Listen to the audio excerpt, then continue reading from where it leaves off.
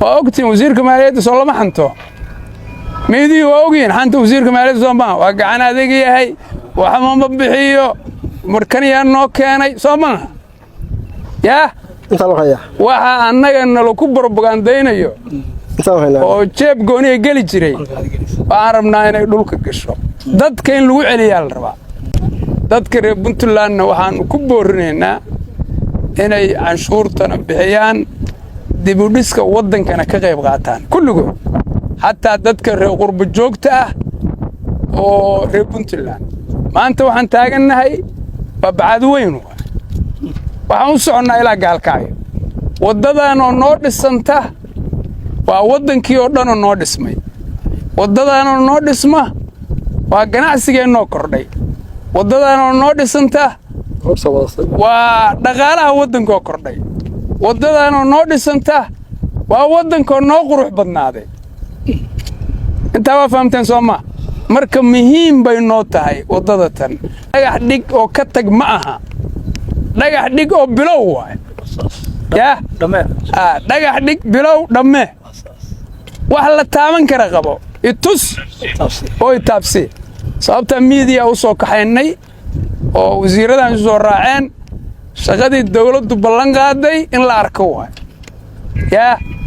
maxaa slogankii uu ahaa dawladdan Saciid Cabdullaahi Dani tayo iyo tiigsi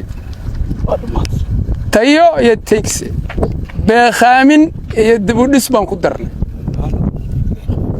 beekaamin ammaano dib u dhis lacagta aad bixisaan gacan aaminay ku jirtaa dadkana waxaan rabnaa in wax loogu celiyo fadlan shaxaad saaxiibsii waxaan ku bedelay yaa inaan waddanka gelinno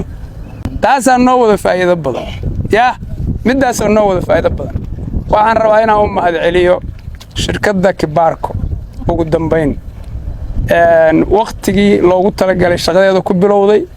qalabkeeda inay keensatay shaqadii ay ku dhex jirto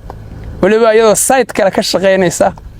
oo contract kale ka haysta birta dheer iyo kala beer dhexdooda inay shaqadaana bilowday waa uga mahadcelinaynaa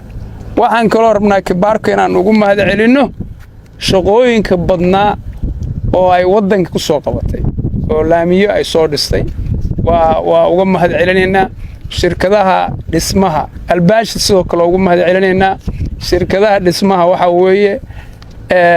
muhiimad gooni ah noo leeyahay yaa sababta partner baan ku nahay dib u dhiska waddanka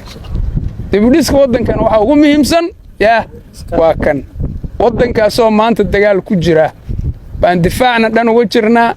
servicekii maaragtay waddankana aanu bixinaynaa mushaaraadkii servicekii